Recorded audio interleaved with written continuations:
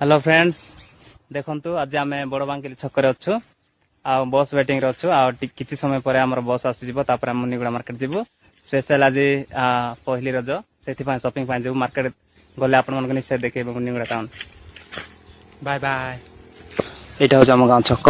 बस गोटे आसिला किंतु हमको नेलानी सेटा रखिलानी साके माने तो बाध्य होय कि हम माने गोटे दादा को बाइक बाइक तीन जण लोकल केते हेइछि मुनिगुडा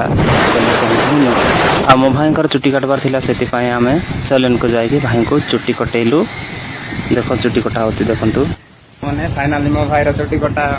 से सही वाला देखो तीर पर काटी देला को आ कर दे हां आमे आस आस जल्दी आ खरा रे लस्सी भी पास मुनिगुडा टाउन रे रोड साइड रे बस स्टैंड रे देखंतु देखो आउ टाण खरार जीवन टिके थरबर लागतले सेति हम गोटे ग्लास नै गलो लस्सी आ लस्सी पेलु आ हम को घर को जीव पाई गोटे गाड़ी मिली गला सेति पय हम माने से गाड़ी रे बस जाउ घर को देखंतु ए गाड़ी रे केही भी नै संग माने हम दुई जण को छाड़ी